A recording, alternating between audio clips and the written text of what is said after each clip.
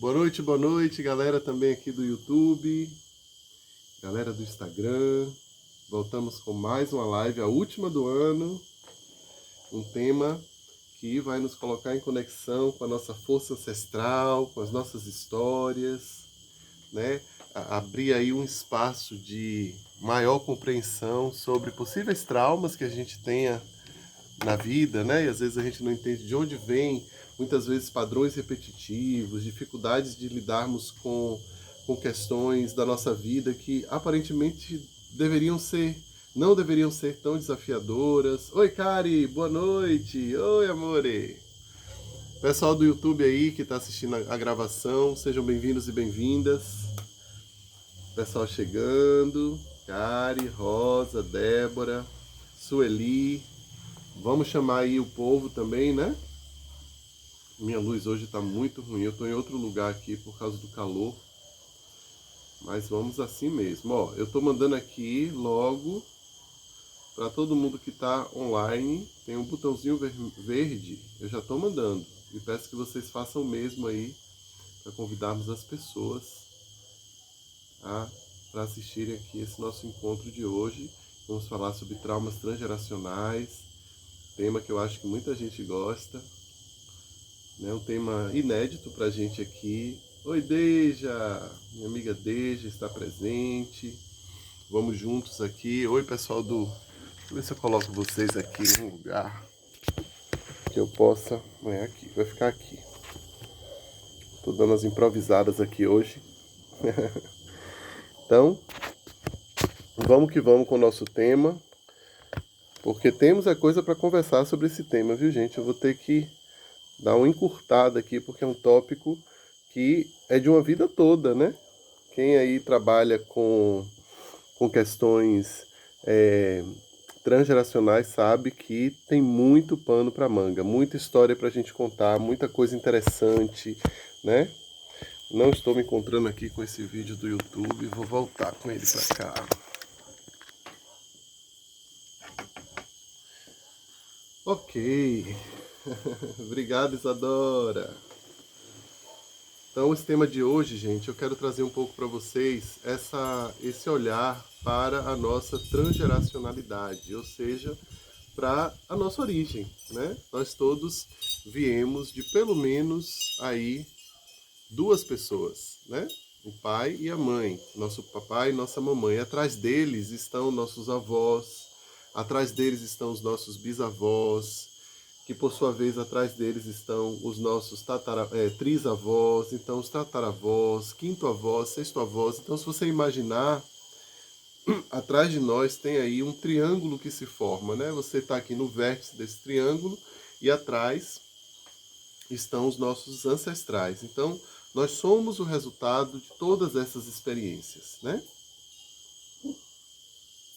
Então, tudo que aconteceu com os nossos ancestrais, de alguma forma, colaborou para que a gente pudesse estar aqui, hoje, tendo essa conversa, né? Então, a força da ancestralidade é algo que, nos últimos anos, tem sido cada vez mais reconhecido pela ciência. A ciência que estuda a parte da genética, né, que é transmitida de geração para geração. A gente vai chamar o nome dessa ciência é epigenética.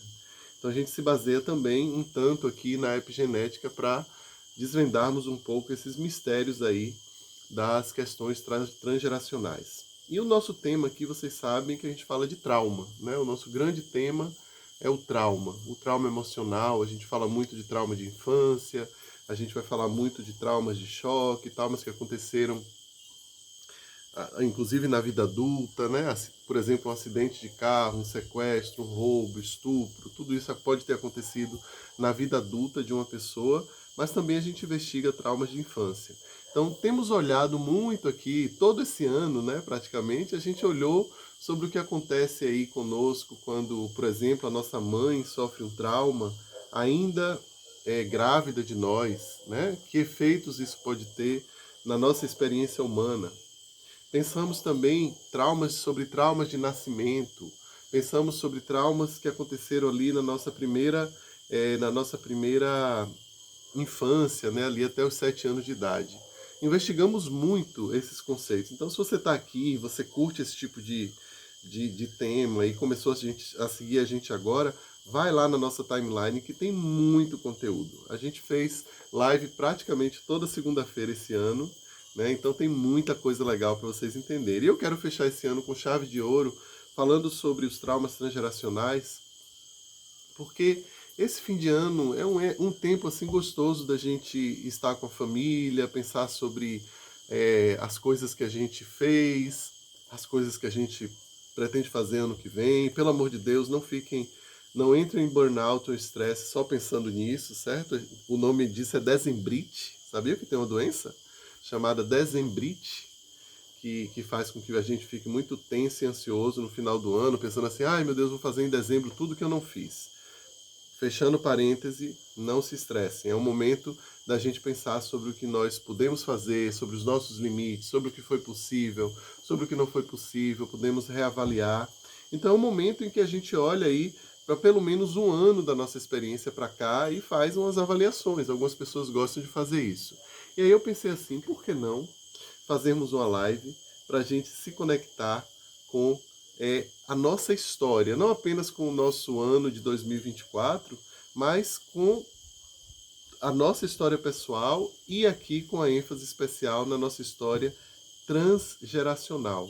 Ou seja, olharmos para os nossos familiares um pouco além de olharmos para os nossos pais, para além de olharmos para os nossos pais, olharmos para os nossos familiares, trazendo para o nosso campo de visão os nossos avós, os nossos bisavós, trisavós, nossos tios e tias, pessoas que foram importantes para que a gente pudesse estar aqui hoje, né? Então essa é a ideia. Vamos falar sobre o trauma, como é que esses traumas que possam ter ocorrido lá no passado, eles podem estar refletindo na nossa vida hoje, mas vamos falar também sobre o que herdamos dos nossos ancestrais em termos de resiliência, força, potência, aprendizagem, experiência, né? Então, se eu não me engano, uma professora minha fala, se eu não me engano, ela diz, eu acho que o número é esse. Poderia até pesquisar aqui, mas não vou. Nós, como humanidade, já passamos por diversas extinções, acho que 5 extinções. Eu posso estar errado, mas eu sei que nós já vivemos vários momentos de extinção, e se não fomos extintos, nos últimos anos estivemos diante de catástrofes muito importantes, né? Com muitas pessoas mortas, como por exemplo a Segunda Guerra Mundial, doenças importantes agora como a pandemia que a gente viveu, né? A pandemia lá atrás, também no início do século XX, de gripe espanhola. Então, se você for observando, a nossa história, né, ela é recheada de momentos de muita dificuldade, de muitos desafios, né? Então, os nossos ancestrais, eles não apenas viveram essas extinções, né, e se recuperaram, ou não viveram, eles não apenas viveram esses momentos desafiadores, e puderam ainda assim tocar a vida para frente, e nós estamos aqui graças ao fato de que eles, de alguma forma, conseguiram transmitir a vida para frente para que a gente possa estar aqui. Isso me parece óbvio, né? Se a gente parar um pouquinho para pensar, apenas muitas pessoas não param para pensar e se conectar a essa verdade, mas é uma verdade, algo inabalável, não tem como questionar. Eu só estou aqui porque os meus ancestrais sobreviveram tempo suficiente não só para cuidar dos seus descendentes, para colocar os seus descendentes no mundo, mas também para cuidar deles, da forma como foi possível fazê-lo, né? Então, quando a gente se conecta com isso, a gente também se conecta com essa história que nos trouxe até aqui. E ao fazer isso, gente, eu digo para vocês que é um processo pessoal absolutamente incrível e transformador, porque você abre um novo campo de visão para compreender a sua vida hoje. Um novo campo de visão para compreender a forma como você lida com os seus desafios. Um campo de visão novo para compreender possíveis padrões que acontecem na sua vida e que você não consegue explicar. Coisas que muitas vezes parecem não ser suas, né? Sentimentos que muitas vezes lhe soam muito estranhos, desorganizados, fora de lugar, né? fora de um senso racional. Então, se você olha de fora, ou as pessoas olham de fora e dizem assim, não faz sentido eu ter esse pensamento, não faz sentido que minha vida não consiga ir para frente, não faz sentido que eu não consiga, por exemplo, juntar dinheiro, não faz sentido que, tendo estudado tanto, eu não me sinta, não sinta que eu tenho sucesso profissional, né? Não faz sentido que eu, sendo uma pessoa interessante como eu sou, blá blá blá, eu não consiga encontrar um parceiro ou uma parceira para dividir a minha vida, para ter um relacionamento, né? Para quem deseja ter um relacionamento. Não é possível que eu não consiga ter filhos diante de tantas tentativas, né? Então, oi Tadeu! Seja bem-vindo, querida. Então, a live de hoje joga um pouco de luz sobre essas questões, né? Questões que muitas vezes ficam ali ineblinadas, né? Obscurecidas pela nossa ignorância e pela ignorância que nós temos, principalmente em relação a essa parte transgeracional, essa parte sistêmica. Eu não estou afirmando aqui, é muito importante, que, por exemplo, se você não consegue um bom relacionamento, isso tem a ver com a sua ancestralidade, né? Pode ter a ver, pode não ter a ver. Eu posso até contar histórias aqui, a partir das perguntas que vocês me fizerem, curiosidades que vocês tenham, histórias que mostram que sim, é possível que uma pessoa não consiga casar ou entrar num relacionamento afetivo do jeito que ela pretende ou do jeito que ela imagina, por causa de traumas transgeracionais, por causa de coisas que aconteceram lá no passado. Então eu quero explicar para vocês um pouco esses mecanismos, como é que eles vêm à tona e o que é que a gente pode fazer para lidar com eles, certo? E para curá-los dentro de nós. Lembrando que cura, aqui eu sempre vou reforçar com vocês, essa palavra cura é uma palavra muito perigosa, porque eu não quero que vocês tenham a impressão de que, por exemplo, depois de uma live dessa, e se cair uma super ficha, você está curado ou curada. Não, a cura é um processo, né? Pode ser que algo em você se transforme, que você passe a olhar para a sua experiência a partir de um novo ângulo e que isso traga informações e ajude você a integrar a sua experiência. Mas cura não é uma coisa que acontece no piscar de olhos ou no estalar dos dedos. Cura é um processo. Então, toda vez que eu falar em cura aqui, eu estou falando em processo. Eu não estou falando em produto. Eu não acredito em quem vende cura assim, tá? Eu acredito em quem trabalha na sua cura durante, muitas vezes, toda uma encarnação, né? Porque cura é um processo. O que significa mesmo se curar? Chegar em que lugar mesmo? Onde é que você quer chegar quando você diz que está curado, né? Inclusive, esse é um bom tema para uma live, né? O que significa realmente se curar? Que processo de cura é esse que a gente está buscando?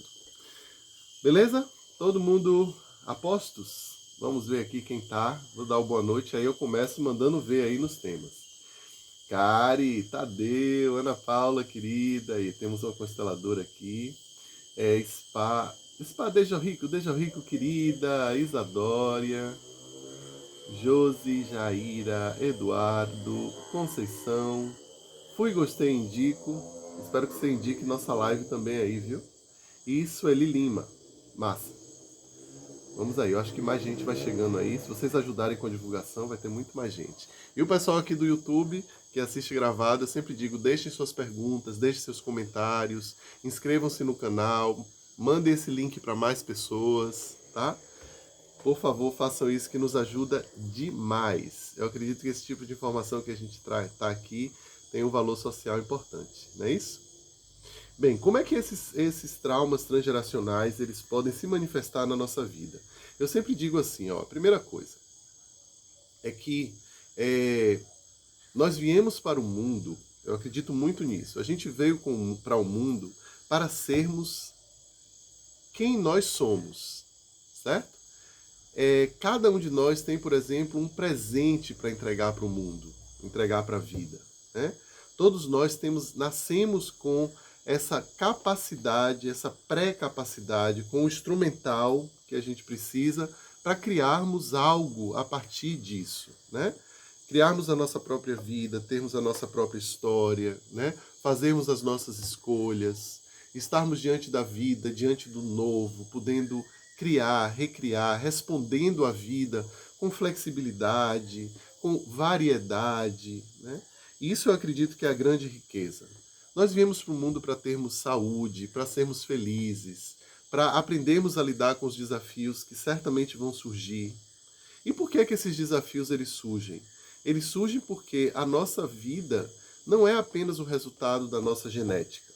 Tudo que eu falei aqui, toda essa potência com a qual a gente nasce, ela está sujeita aos ditames da experiência humana, aos ditames da experiência social.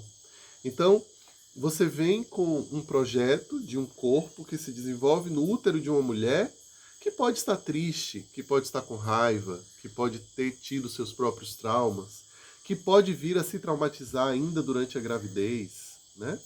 Então, todo esse projeto genético, ele está exposto à natureza, né? E esse projeto genético, hoje a gente sabe, ele vem também profundamente influenciado pela história dos nossos ancestrais. Então, os nossos ancestrais, eles passam adiante seus genes, e esses genes, eles são, hoje está se mostrando claramente, esses genes são transformados pela experiência. Então, assim como eu hoje, Léo, com 50 anos, é o resultado da experiência, se a gente contar ali desde a barriga da minha mãe até hoje, os meus genes também foram modificados ou foram acessados, foram ativados a partir das experiências que eu tive nesses 50 anos. Então, se eu coloco um filho no mundo, né, se a minha genética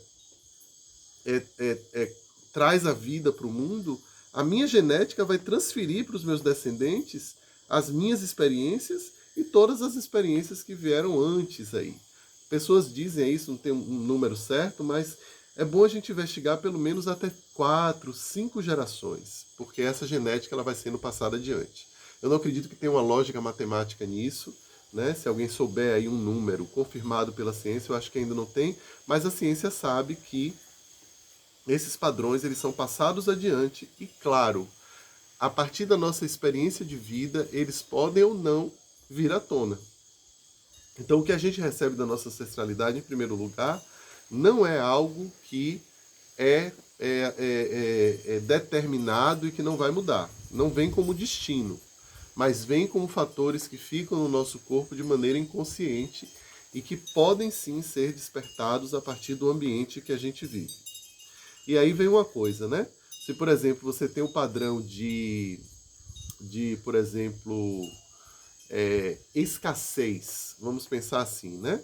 Se você tem um padrão da escassez e a sua história de vida lá ancestral, você veio de uma família que foi muito pobre e que antes dele tinham pessoas muito pobres. Vamos pensar aqui, eu sou filho de sertanejos, né? Eu sou a minha geração, eu e meus irmãos e meus primos somos os primeiros a nascerem no litoral da Bahia, né? Nascemos em Salvador. Mas meus pais são do interior, né? São do sertão. Então os pais dos meus pais também, os pais dos meus pais também. Então é muito possível que, quase certo, de que meus ancestrais viveram, por exemplo, o drama da seca no Nordeste, né? E esse drama da seca do Nordeste traz junto com ele o drama da escassez. Então é possível que, de geração após geração, essa genética tenha sido se transformado a partir do tema da escassez. Vai faltar, não temos suficiente para todo mundo, ou irmos para o outro extremo de hoje a vida está melhor, então eu vou exagerar, né, na abundância e vou para o lugar do desperdício. As duas coisas podem acontecer, né? Então, eu sou o resultado não só dessa genética que foi sendo passada, mas também dessas experiências que foram sendo transmitidas adiante, né? Não é o meu caso, mas eu já vi pessoas fazendo um trabalho sistêmico, de constelação familiar, dizendo, por exemplo, que eu tenho tudo na vida, mas parece que a qualquer momento eu vou perder tudo, né? Parece que a qualquer momento a vida vai tirar o meu conforto, vai tirar a minha casa, né? Ou eu compro muita comida e quando eu olho, meu Deus, quanta comida, mas ainda tenho a sensação de que vai faltar. Então tudo isso aí está relacionado não apenas a um aspecto genético, mas também há crenças que vão sendo passadas de geração a geração. Você pode ter ouvido a sua avó falar que ia faltar e você teve que ficar muito apreensivo porque você era uma criança, você ouvia isso, você ouvia sua mãe confirmar o que sua avó dizia, e aí essa sensação de que algo vai faltar fica em seu sistema rodando e você não sabe muitas vezes de onde é que isso vem. E isso vem muitas vezes de um contexto em que a escassez foi real. Porque se a gente teve, por exemplo, ancestrais que passaram fome, a fome foi real. A experiência da fome para eles foi real. Então fazia sentido que a escassez como um pensamento de defesa ou de sobrevivência, uma estratégia de um pensamento, uma crença sobre a vida, isso não era nem uma crença, isso era uma constatação de uma realidade. Então faz muito sentido que os filhos desses que passaram fome, eles tenham também recebido não apenas essa carga genética transformada, mas também essa carga cultural e de crença mesmo sobre a disponibilidade de recursos na vida, como algo escasso ou como algo que para muitos vai ficar desorganizadamente muito abundante. Não raro eu vejo pessoas que chegam e que são pessoas que desperdiçam muito. Eu já vi casos de pessoas que, quando voltam um pouco para conhecer a sua história, percebem que a sua vida, lá atrás, a vida dos ancestrais, teve ali alguma história de escassez. E muitas vezes alguém faz uma promessa. Eu me lembro de Scarlett O'Hara, né, naquele filme O Vento Levou, prometendo que nunca mais ia passar fome. E eu vejo que aquela cena muito bonita, não me lembro o que é que ela fala exatamente, mas é uma cena que ela levanta a mão assim e promete que jamais vai passar fome, etc. Então eu fico imaginando o que é que acontece nas próximas gerações, né? Quando alguém promete que nunca mais vai passar fome. Pode ser que as próximas gerações vivam, vivam a abundância de uma forma desorganizada. Só para a gente ir entendendo aí como é que esses padrões eles vão se construindo, certo, gente? Eles podem repetir o passado, mas eles também podem ir para um outro extremo que também acaba sendo desorganizado, né? Então, eles se manifestam através de padrões emocionais. Padrão emocional. Uma família onde todo mundo é muito triste, né? Padrão emocional. Uma família em que ninguém se abraça ou diz eu te amo, né? Crenças, como eu já falei aqui, sintomas físicos, né? Comportamentos repetitivos. Não raro você vai ver casos de suicídios que acontecem em famílias numa sequência. Então o avô se mata, depois o filho se mata, depois o neto se mata, né? O pai, o filho e o neto. Às vezes isso vai se repetindo em várias gerações. Isso está documentado. Tem um livro, acabei de esquecer o nome do livro aqui, mas A Lealdades Invisíveis, é escrito por uma francesa. Esse livro ela relata, ela vai estudar as histórias das famílias reais. Se eu não me engano, família real francesa e a família real inglesa. Porque está tudo documentado durante séculos. E é incrível, porque no livro você vai vendo a quantidade de histórias que se repetem. Porque as nossas histórias da nossa família elas certamente se repetem também, porque todo mundo está sujeito a isso. Mas temos algo que é muito peculiar nessa pesquisa, porque ela está lidando com temas que estão documentados, né? A história da família real, inglesa, por exemplo, você tem aí documentação datando aí século XIV, século XV. Imagine você saber a história de sua família a partir de uma linhagem, né? Então, o que é que ela foi detectando nesses estudos? O que ela chama de lealdades invisíveis, né? Repetições de padrões, né? Por uma lealdade sistêmica. O que é uma lealdade sistêmica? É algo que nos diz assim: se os meus ancestrais não puderam, eu também não vou poder. Ou se os meus ancestrais atravessaram esse tipo de situação, como é que eu posso não atravessá-las se nós estamos na mesma linhagem, na mesma energia? E aqui é importante que a gente entenda um processo importante dentro dessa construção dos nossos relacionamentos, dentro dessa construção da nossa identidade pessoal e da nossa identidade grupal, né? Nós não somos apenas indivíduos que eu não sou apenas Léo, eu sou Léo e Léo é composto pela história que vem antes de Léo. Então eu tenho uma biografia pessoal, eu tenho uma biografia transgeracional, né?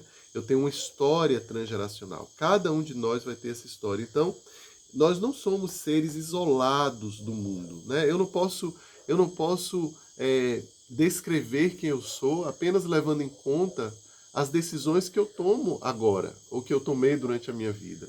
O que eu quero e desejo é cada vez mais poder ser dono da minha história, tomar as minhas decisões e garantir que as minhas decisões de agora em diante, elas sejam as decisões que vão tocar a minha vida. E não decisões inconscientes que acabam se tornando destino, né? Como Jung falava, tudo que é inconsciente acaba se transformando no nosso destino. Tudo que eu não tenho consciência, que eu não trago para a minha percepção de, olha, isso aconteceu, isso tem uma grande chance de se repetir na minha experiência, porque eu vou ser levado a viver essas experiências por uma compulsão de lealdade com o que aconteceu lá com os meus ancestrais. Eu vou trazer mais exemplos disso para vocês entenderem, mas o que eu quero trazer aqui é um ponto de que nós vivemos vamos dizer, essa tensão entre sermos quem somos, ou seja, nos diferenciarmos do mundo. Diferenciar aqui significa eu sou eu e você é você. Eu tenho os meus desejos, você tem os seus.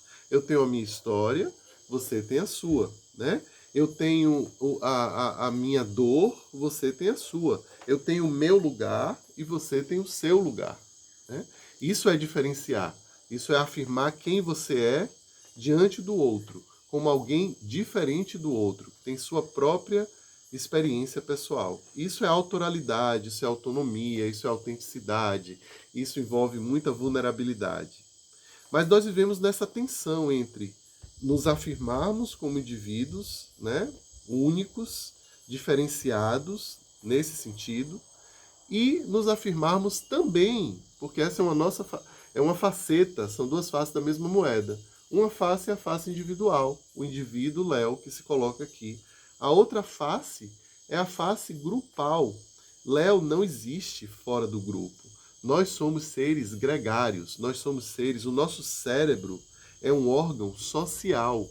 Diferente do estômago, diferente do intestino, diferente dos rins, o nosso cérebro, ele se desenvolve a partir da interação que nós temos com o outro, né?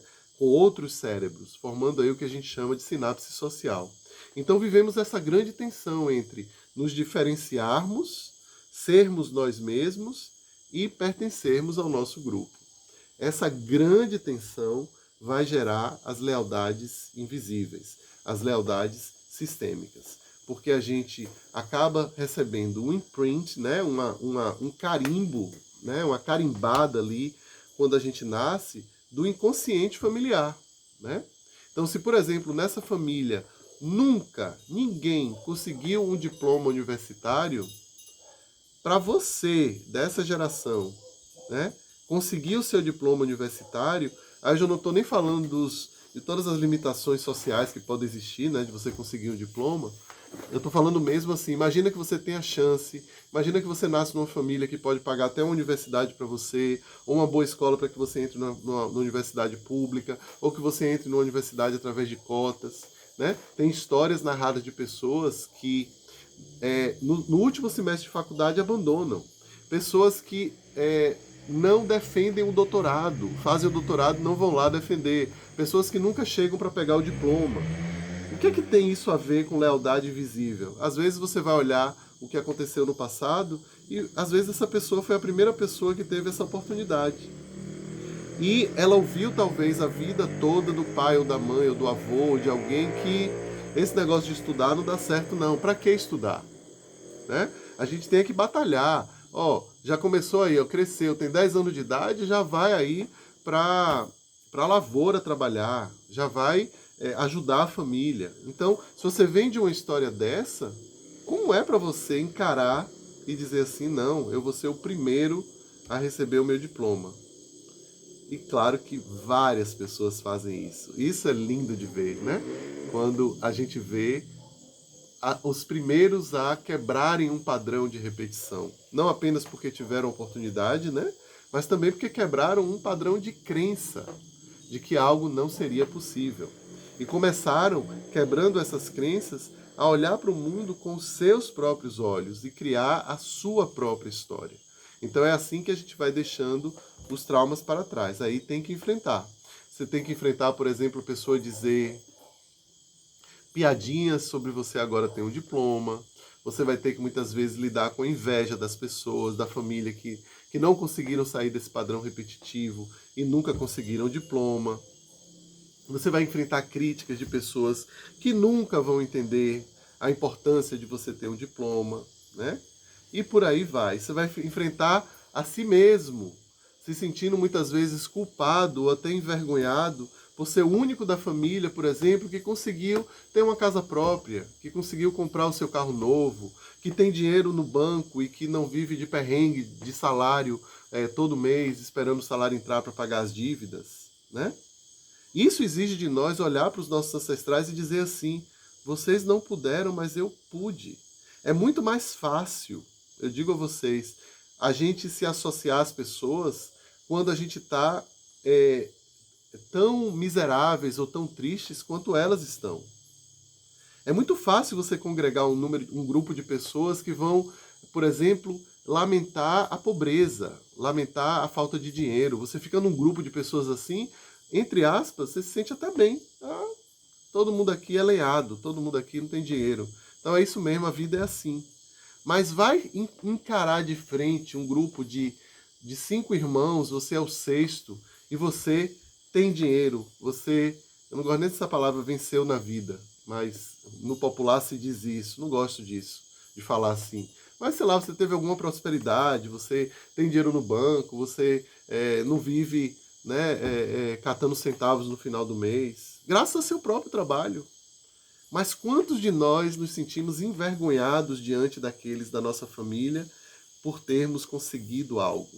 E quantos de nós até mentimos, escondemos informação porque a gente acha que talvez vá humilhá-los ou até perder o nosso lugar na família.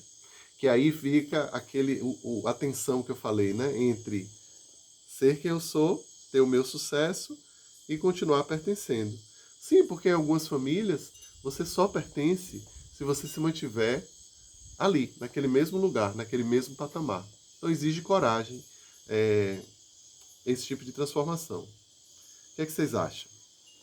Deixa eu ver aqui o que é que o pessoal está me falando. Boa noite, boa noite, boa noite.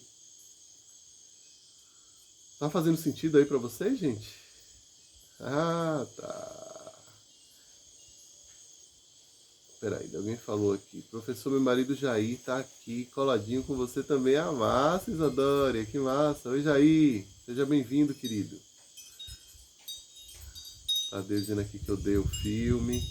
Léo, o que você poderia dizer sobre um padrão depressivo nas mulheres de uma família? Tem exercícios que ajudam a quebrar esse padrão? Tá, eu vou seguir aqui as perguntas, viu? Já vi aqui que Josi pediu o nome do livro. Tá bom, deixa eu responder a Deja aqui. Padrão depressivo nas mulheres, né? Aí, a gente precisa olhar para a linhagem feminina, o que é que aconteceu lá atrás, né? Aí, gente, várias hipóteses são possíveis, né? A gente pode... E aqui eu tô no campo das hipóteses, tá? A gente tem honrosas exceções, nada do que eu tô falando aqui tirem assim preto no branco para eu assinar depois, que eu não vou assinar, tá? Porque a gente tá aqui juntos criando hipóteses, possibilidades e também contando a vocês histórias aqui que tem inspiração em fatos reais, fatos de atendimentos meus, fatos que eu observei nas constelações familiares, fatos que eu li em livros, né? Então, por exemplo, essa história da depressão. Eu já vi uma história em que, algumas gerações atrás, vamos pensar em uma bisavó, perdeu, o filho nasceu, uma filha nasceu, uma mulher nasceu, né? Uma bebezinha nasceu, e essa mulher perdeu o marido, a mãe, né? Perdeu o marido, assim, dias depois do nascimento da criança. E ela entrou numa depressão profunda. Afinal de contas, ela se sentiu desamparada, né? Gostava muito do marido e entrou numa depressão profunda. Uma mãe deprimida, sem um pai, vamos dizer assim, sem um outro cuidador ali disponível, o que é que vai acontecer? O bebê, ele já está no braço de uma mãe, ou às vezes nem está no braço, fica no berço, porque a mãe não dá conta de se conectar a esse bebê. Então essa bebê, ela vai crescer e também vai trazer dentro de si uma depressão, né? Uma depressão que a mãe dela viveu e que também respingou na sua própria experiência. Então, se essas mulheres, né, essa filha, ela não procurar ajuda, ela não procurar não só compreender, mas também sentir a dor que não pôde ser acolhida, né? Ali no momento em que ela teve essa mãe deprimida, ela se sentiu abandonada, sozinha, não vista, né? Porque um bebezinho, gente, ele precisa desse vínculo, né? Para que ele sobreviva, e prospere. Sobreviver, ele vai até sobreviver sem o toque, mas vai sobreviver cheio de sintomas e cheio de questões aí que vão muitas vezes permear a vida inteira. Então, se em algum momento alguém não tomar uma atitude e olhar para essa história e cuidar do que aconteceu, então essa mulher olhar e dizer assim: eu me responsabilizo pelo que aconteceu comigo. A minha mãe teve uma dificuldade lá atrás e isso respingou em mim e agora eu vou cuidar disso. Se você não cuida disso, essa depressão ela vai passando de geração em geração.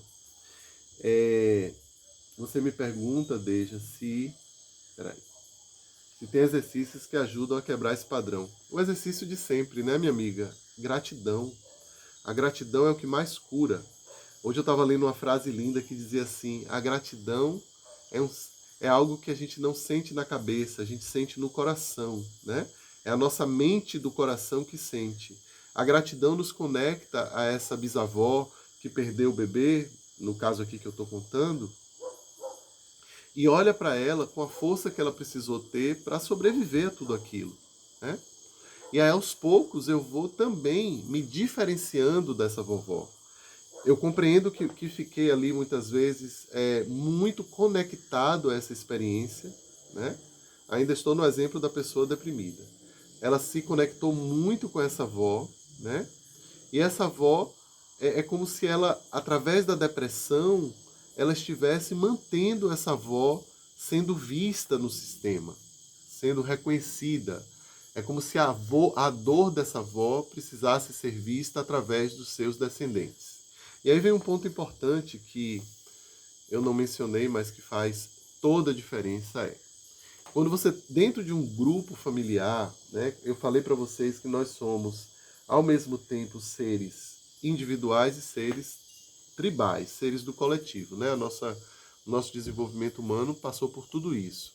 Então, muitas vezes, essas informações, por exemplo, a depressão de uma vovó, né, por causa da perda precoce do pai da sua filha que tinha acabado de nascer. Se essa dor ela não pôde ser sentida pela avó, porque houve algum tipo de repressão, ou porque ela sentiu e se sentiu desamparada, porque não houve ninguém que a apoiasse, se ela não pôde nomear essa dor, se ela não pôde chorar essa dor, se ela não pôde, enfim, entrar no processo de cura dessa dor, essa dor ela vai permanecer sobrevoando, permeando o sistema. E, geralmente, um descendente vai pegar essa dor e dizer assim: opa, tem algo aqui que está faltante, tem algo que ainda não foi reconhecido, tem algo que está permeando o inconsciente desse grupo e que ainda não foi acolhido, não foi visto, não foi recepcionado, não foi visto, não foi nomeado. Ou seja, tudo isso está na estrutura do sistema. Sabe o racismo estrutural? É isso aí. Está na estrutura. Você está tão presente no sistema que você nem consegue nomear. Mas ele está lá. Ele está causando sérios problemas para as pessoas que sofrem de racismo. E, no entanto, até pouco tempo atrás não se falava dele. A gente dizia assim: o Brasil não é um país racista. Os Estados Unidos é, o Brasil não. E a gente sabe que nós somos profundamente racistas. Aqui, um racista falando com vocês. Eu tenho consciência do meu racismo. E por ter consciência disso, eu trabalho para que cada dia eu seja menos racista, né? Só dando esse exemplo de que precisamos ter essa consciência de que Assim como o racismo, outros fatores, outras questões estão também presentes no nosso sistema familiar sem que sejam nomeados. Então a dor dessa vovó, ela pode ficar permeando o sistema, um descendente vem e digo, tá bom, eu vou pegar essa dor para mim. Eu vou mais uma vez mostrar essa dor para que ela possa ser vista, ela possa ser acolhida.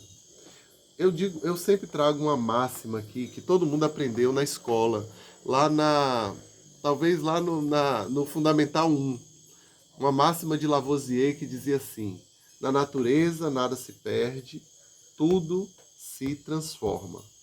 Eu gosto dessa primeira parte, nada se perde. O que é que isso quer dizer?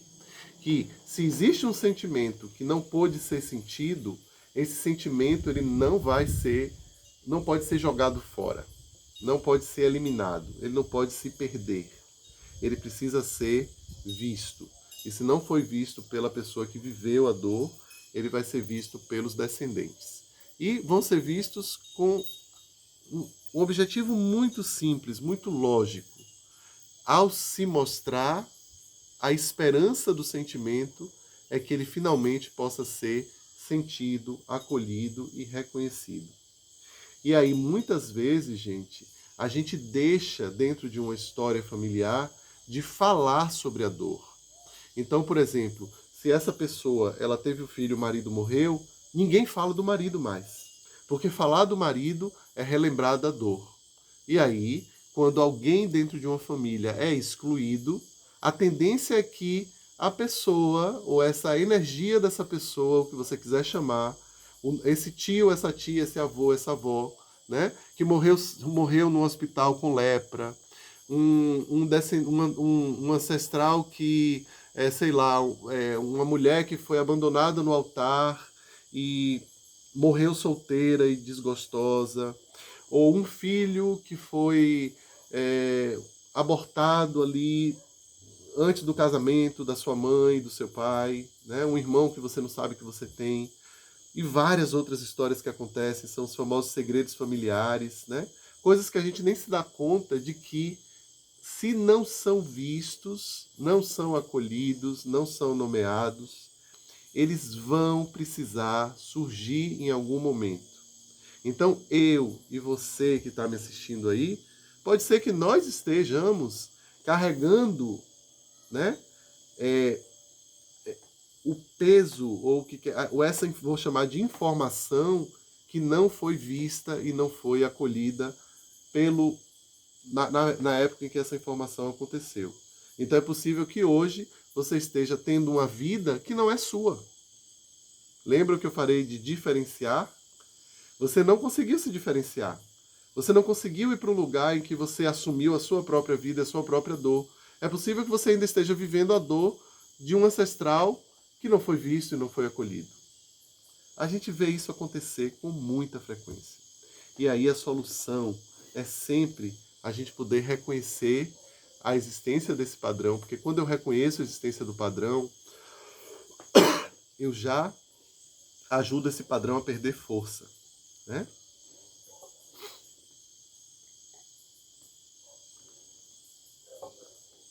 Quanto mais inconscientes são os padrões, mais força eles têm.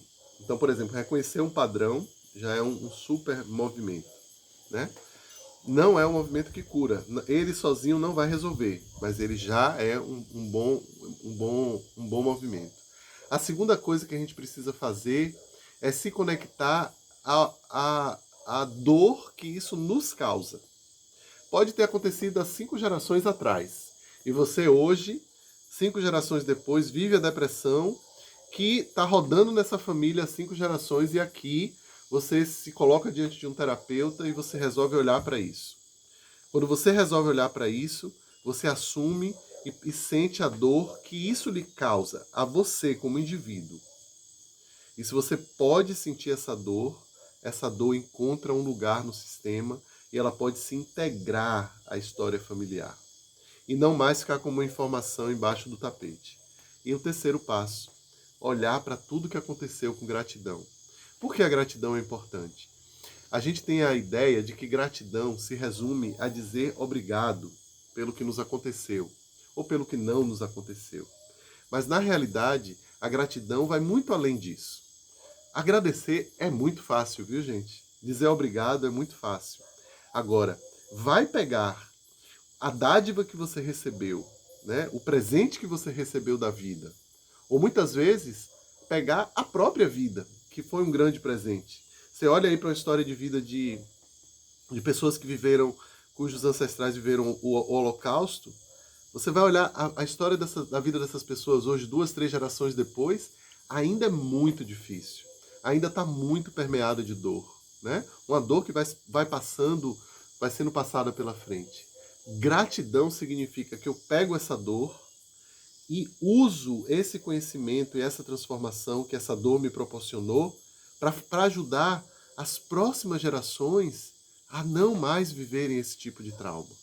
Vou dar um lindo exemplo para vocês de uma pessoa que faz isso a nível mundial e com muito sucesso. Dr. Gabor Maté, né?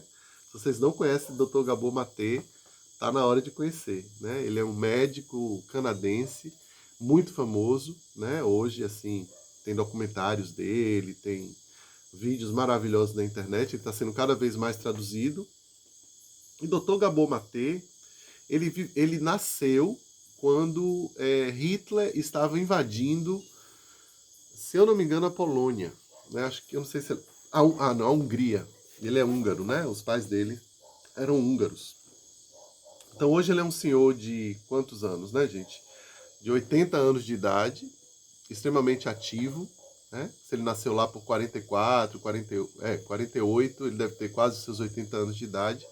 E ele conta a história dele, é muito tocante. Ele diz assim: minha mãe, para me proteger, ela teve que me entregar a uma completa estranha, uma pessoa completamente estranha, que ela conhecia de alguém que conhecia, mas ela não tinha opção, porque Hitler ia invadir a Hungria e eles iam morrer, todos eles iam morrer.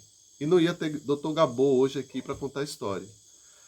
Então ele diz o quanto a criança dele se sentiu profundamente abandonada pela mãe.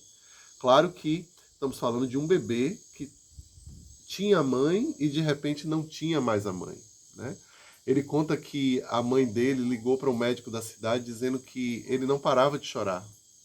E aí o médico disse a ela algo do tipo: seja bem-vinda ao clube. Todas as crianças de Budapeste estão chorando, porque elas estão sentindo a iminência do ataque. Então não tinha para onde correr. A solução foi entregá-lo para uma pessoa que levou ele e que salvou ele, que cuidou dele. Então, mesmo assim, mesmo com a mãe tendo a intenção de salvá-lo, a criança não entendeu isso. A criança sentiu que foi abandonada. E ele vai contando nos livros dele todas as consequências disso. Até hoje, homem velho, 70 anos, ele ainda se vê entrando nesses padrões emocionais, uma pessoa super trabalhada, em que às vezes ele faz uma birrazinha porque se sente abandonado pela esposa. Ele às vezes conta uma coisa dessa ou outra, né? E aí a gente vê que é um processo para a vida toda. É para você trazer consciência de como esses acontecimentos do passado, eles interferem na sua vida atual. Essa é a chave. E a gratidão, ela nos coloca em contato com o fato de que, de alguma forma, nós podemos tomar a nossa vida e fazer algo bonito com ela. Dr. Gabor Maté é um bom exemplo disso. Modéstia à parte, eu também sou, né? Porque eu tive os meus traumas, todos nós aqui, de alguma forma, quando a gente se coloca trabalhando a favor da vida, a gente está ajudando outras pessoas através da gratidão, né? Real. Essa gratidão que não se expressa apenas no obrigado, mas se expressa muito tendo uma vida digna a partir de agora. É como se a gente dissesse assim para os nossos ancestrais: para vocês não foi possível, mas eu vou fazer diferente. Eu vou dar um passo que vocês não puderam dar. E ainda podemos fazer algo. A gente pode dedicar o nosso sucesso, a nossa prosperidade, que não foi possível para eles lá atrás. A gente pode dedicar a eles. A gente pode honrá-los e homenageá-los com o nosso sucesso, né? Então isso é bem possível. E esse é um caminho que nos conecta profundamente a esse processo de cura. Tá bom? O nome do livro é Lealdades Invisíveis. Eu acho que esse livro, gente, não tem em português, tá? Eu li ele em espanhol, um PDF. Nem sei onde é que tá mais. Pronto, Isadora perguntou também, gostou da pergunta de Deja. Claudinha diz aqui, e como explicar famílias judias que conseguem escapar e hoje são muito prósperas?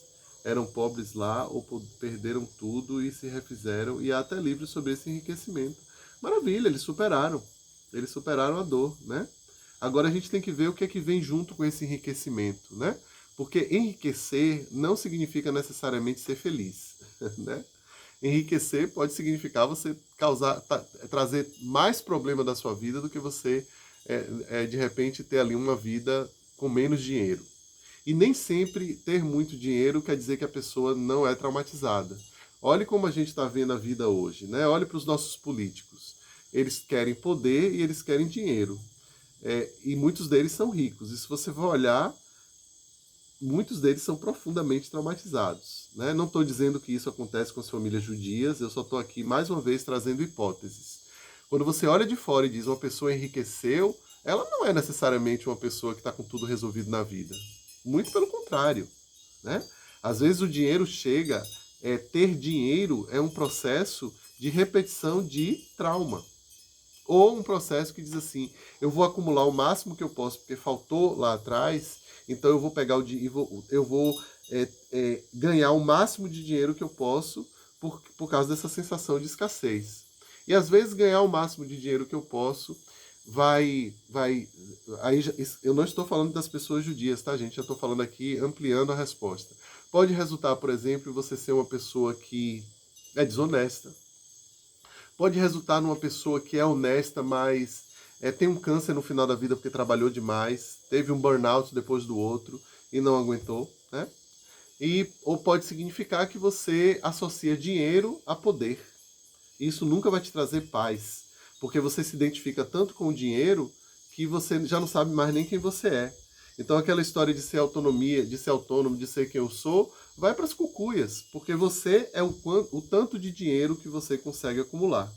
E vamos ter pessoas, né, que viveram a escassez, se trabalharam pessoalmente, entenderam seus traumas, sentiram suas dores, não passaram isso para os descendentes e se organizaram financeiramente, enriqueceram, são milionárias e são felizes.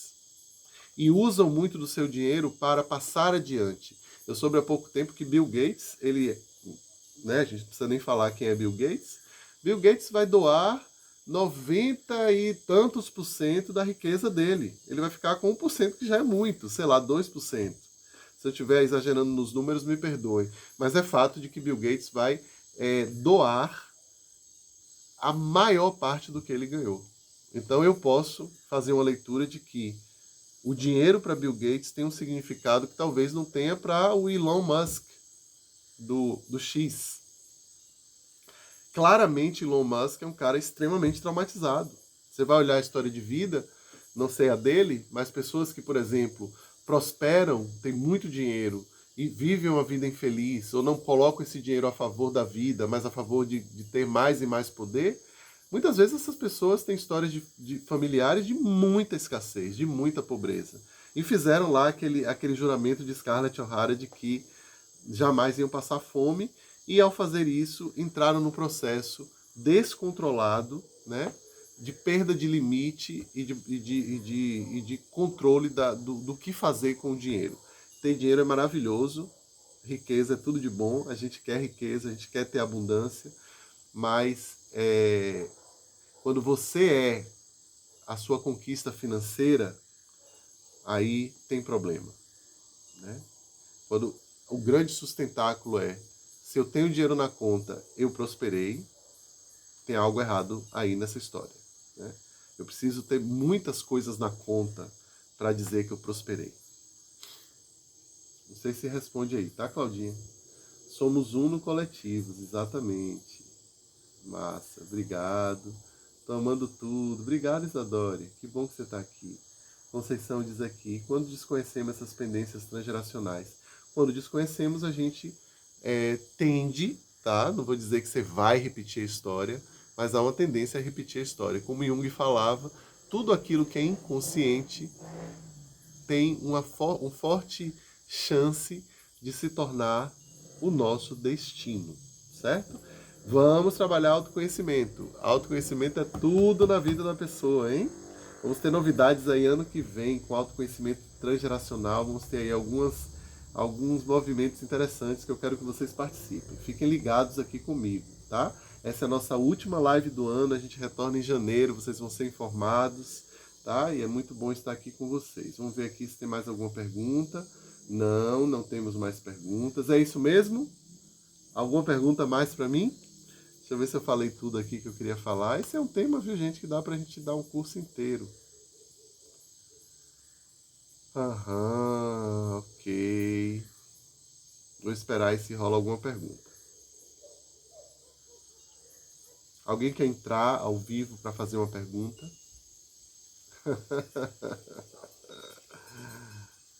Ok. Então, só para finalizar, eu quero dizer a vocês o seguinte. A gente falou muito dos traumas, né, que vão sendo transmitidos de geração em geração. Pois saibam que não é apenas o trauma. Né? A gente também herda, eu falei isso no início, quero repetir agora, a gente também herda dos nossos ancestrais a potência e a resiliência que eles precisaram ter para passar a vida adiante. Né? E isso é lindo, isso é maravilhoso. Então nós somos feitos da resiliência deles, da capacidade de sobrevivência deles e recebemos também aí recebemos também o ônus disso tudo, né? Que são possíveis traumas. Os vícios. A gente pode olhar os vícios nesse aspecto transgeracional da mesma maneira. Por exemplo, imagina, vamos contar uma história aqui, tá? É como eu estou dizendo, é uma hipótese, uma história, algo que pode acontecer, que a gente vê acontecer. Imagina um homem que lá em 1900, no início do século XX, ele bebeu tanto que ele morreu na sarjeta. Ele morreu como um morador em situação de rua. Mas antes disso, ele deixou 3 filhos no mundo. O mais velho, ou melhor, o mais novo, nunca ouviu falar do pai. Ele sabia, obviamente, que tinha tido um pai, mas a dor foi tão grande na família que quando esse pai alcoólatra, ele deixou a família e foi morar na rua, né, desapareceu, o nome dele nunca mais foi falado.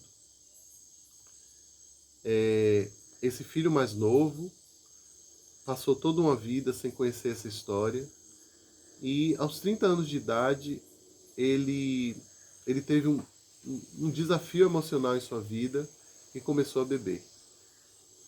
E 10 anos depois ele era um homem alcoólatra. E mais ou menos na idade que o pai tinha quando ele abandonou todos os filhos e foi morar na rua por causa da bebida, esse homem, ele sentiu o impulso de também abandonar a própria família. E assim ele fez. E assim ele repetiu mais uma história. Até que o filho desse homem, através de um trabalho terapêutico, ele conhece essa história, ele ouve falar pela primeira vez do avô dele, que morreu na sarjeta, que ninguém mencionava. O nome do avô ninguém nem sabia na família. E ele consegue reconhecer que essa dor não começou nele, começou há 2 gerações atrás. Ele dá um lugar de honra a esse avô no seu coração e se cuida. E vai cuidar da herança traumática que ele recebeu. Aí ele vai frequentar o AA, né? E as notícias são de que hoje esse homem tem 3 filhos e ele está aí, já não sei hoje, mas talvez mais de 20 anos sem beber, né?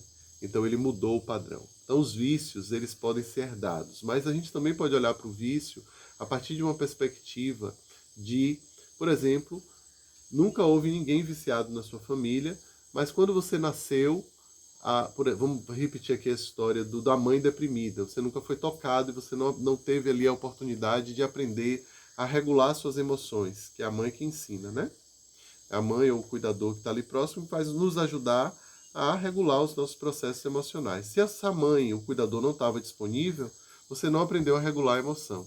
Adivinha o que é que você vai aprender a utilizar na sua vida adulta ou até na adolescência para regular suas emoções? O álcool. Aí você me pergunta, Léo, que escolha é essa? Por que o álcool? Por que essa pessoa, para regular as emoções, escolhe logo o álcool? E não, por exemplo, escolhe uma atividade física, ou até mesmo trabalhar muito, que é uma forma também de regular, né? É um vício também trabalhar demais. Por que ela escolhe exatamente o álcool? Porque essa pessoa tem uma história transgeracional. E o álcool era o vício disponível, o vício que ninguém falava, o vício cuja vítima, há 2 gerações atrás, morreu, sei lá, de cirrose hepática. E isso foi uma vergonha na família e ninguém falou sobre isso. E aí, acontece 3 gerações depois, um trauma com a sua mãe, você sofre um trauma de abandono, não consegue regular suas emoções e o vício do álcool está disponível ali como algo que o sistema não absorveu, não integrou. E aí você pega o vício, que combina muito com o que você precisa ali para regular suas emoções e temos mais uma pessoa viciada na família. Até que alguém resolva fazer o movimento de reconhecer e de curar isso em si. Né? Ok? A epigenética também tem influência no nosso comportamento, sim, e vice-versa, né? Tudo está se influenciando. Ok? Obrigado, Conceição. Deixa eu dar uma boa noite aqui para quem ficou até agora. Olha aqui, o pessoal tá firme. Cari, Tadeu, Ana Paula, Deja, Érica, Inês, Josi, Conceição, Jô, Catarina, Mônica, Lau e Sueli. Obrigado por terem ficado até o final. Obrigado ao pessoal do YouTube que está nos assistindo aqui na forma gravada. Gente, eu estou gravando aqui no YouTube. Quem quiser, pede lá no direct o linkzinho para mandar para a vovó, para mandar para o vovô, né? Para ir antes do Natal a gente ter esse conhecimento, né? Olha, eu garanto, assistindo essa live, entendendo um pouco mais sobre essas coisas ancestrais, vocês nunca mais vão para a ceia do Natal com a família do mesmo jeito. Você vai olhar para os seus parentes com outro olhar. E geralmente é um olhar mais compreensivo e mais amoroso. Quando você vê aquela tia que só reclama, você pode de repente se perguntar: quem é que só reclamava no passado? Quem é que essa tia está querendo representar aqui para nós? Quem é que ela está trazendo desse lugar da exclusão para o lugar em que essa tia e o seu reclamar pode ser visto? Né? E por aí vai. É uma ótica muito interessante da gente olhar para a nossa vida com curiosidade, mas não. Isso é uma coisa que eu vou pedir a vocês, tenham muito cuidado, porque é um cuidado que eu tenho sempre. Não generalizem, né? Não usem essa ótica como a única ótica, né? Não fiquem presos a essas histórias, né? Porque reconhecer as histórias é uma coisa, curá-las dentro de nós é outra coisa, e ficarmos fixados nela é uma coisa muito também séria, muito importante. Cada um de nós tem o direito de viver a nossa própria vida com a nossa própria autenticidade. Não, a sua felicidade não depende daquilo que aconteceu com seus ancestrais. Só vai depender daquilo que aconteceu com seus ancestrais se você não tomar rédea da sua própria vida. Essa é uma das consequências de pessoas que não assumem os seus próprios BOs. As consequências do que a vida, né, de receber essa vida dos nossos pais, tem consequências, porque a gente recebe absolutamente tudo. E eu preciso receber tudo isso com a força que isso tem. E não terceirizar isso novamente para os meus filhos, ou para o meu esposo, ou para as próximas gerações. Vamos aqui fazer juntos esse compromisso para 2025, já começando aí na ceia de Natal, a gente assumir os nossos BOs. Não deixe herança para os seus filhos, né? Deixe as boas heranças. As heranças de dificuldade, as heranças de desafio, cuide delas. Cuide delas porque elas são suas, para que as próximas gerações possam ser mais leves. Não adianta alguém fazer algo por você e você sair por aí repetindo obrigado, gratidão, gratidão, se você não está fazendo o seu próprio trabalho pessoal. Né? Para terminar, eu me lembrei de uma historinha em que eu imploro a vocês, não fiquem fixados nessas histórias e procurem desenvolver a própria vida de vocês, honrando os ancestrais, Às vezes significa simplesmente dizer para eles, olha, eu sei que foi dificílimo para vocês, mas licença aqui, por favor, me olhem com carinho, eu vou fazer diferente. E aí eles sorriem, tá? Só para terminar a história de uma mulher, isso eu vi uma vez num curso, eu estou contando aqui da forma que eu lembro. Ela fez uma constelação e ela descobriu na constelação que ela não conseguia entrar num bom relacionamento com um homem, algo que ela queria muito, porque ela tinha descoberto ali que há 2 gerações atrás, ou 3, uma bisavó tinha tido um profundo desgosto com os homens. E não vem ao caso aqui agora.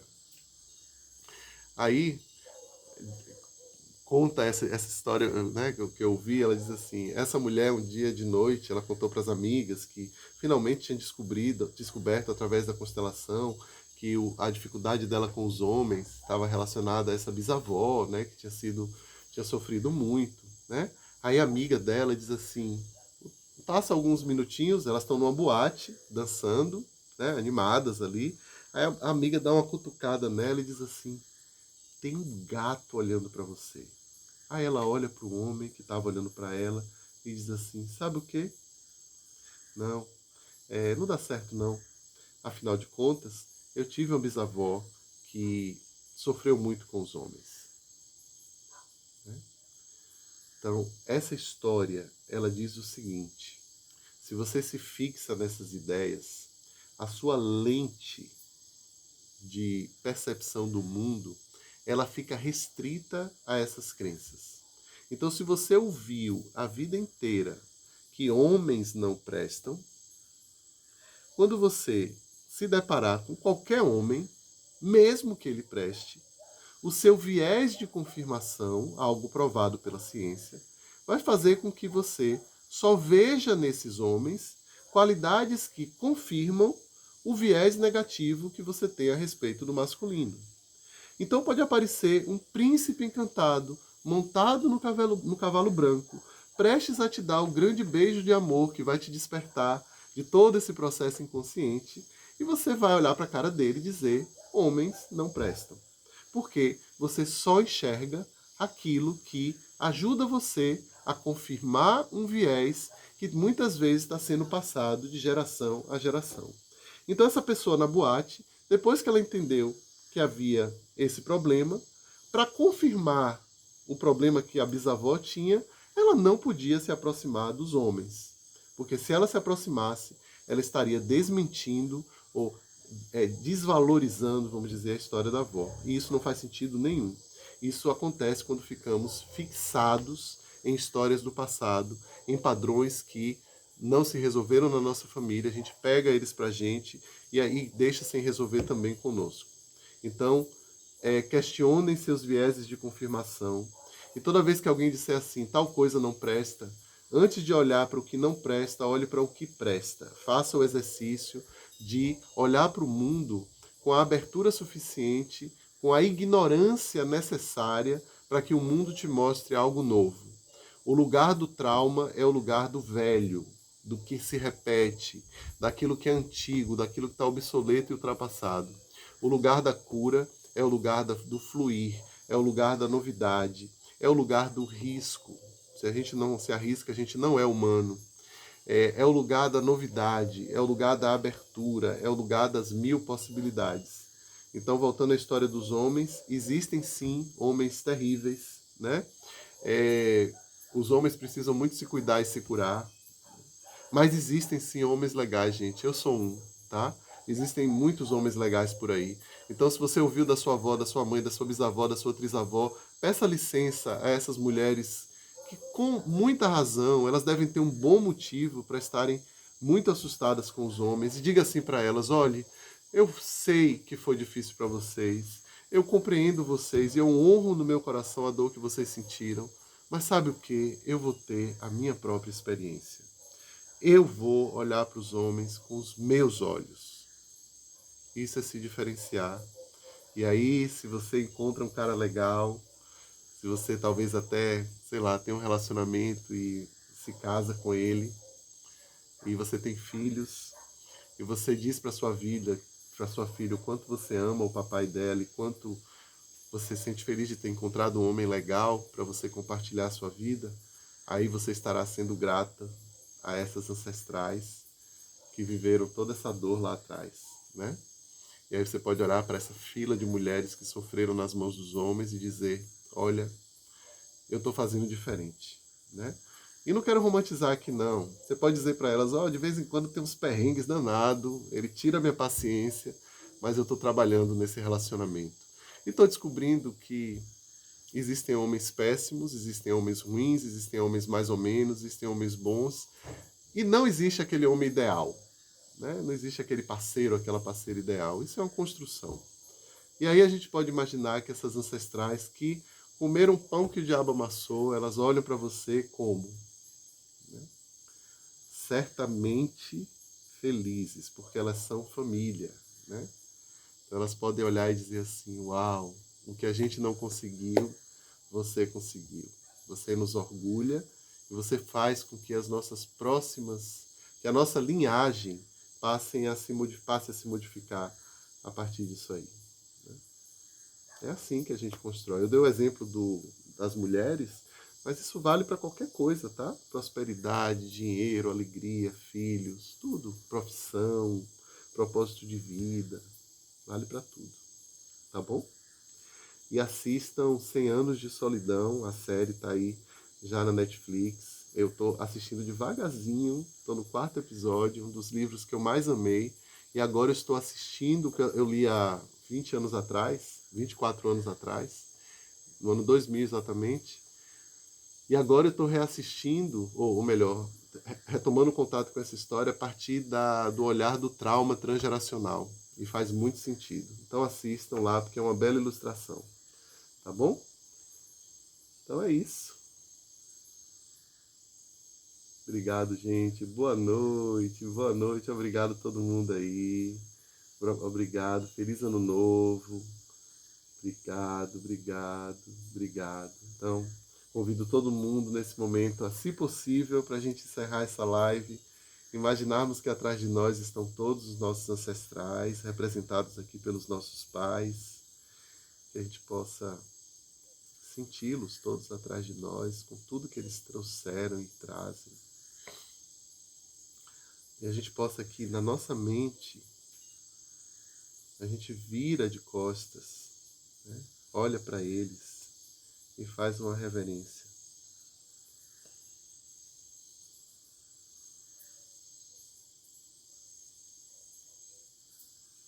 E diz para eles, se for possível para você dizer essa frase, você diz assim, muito obrigado. Muito obrigado por tudo. Eu vou fazer valer.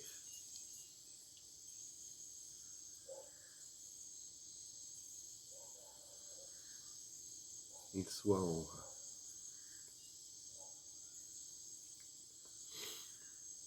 Obrigado, gente. Boa noite para todo mundo. Feliz Natal, feliz Ano Novo. Muita alegria, muita gratidão na sua vida. E a gente se vê ano que vem, tá bom? Continuem aqui visitando a gente, porque sempre vai ter aí vídeos novos aparecendo, que eu gravei um bocado e tá tudo aí programado para vocês assistirem. Tá bom? Beijo grande. Até a próxima.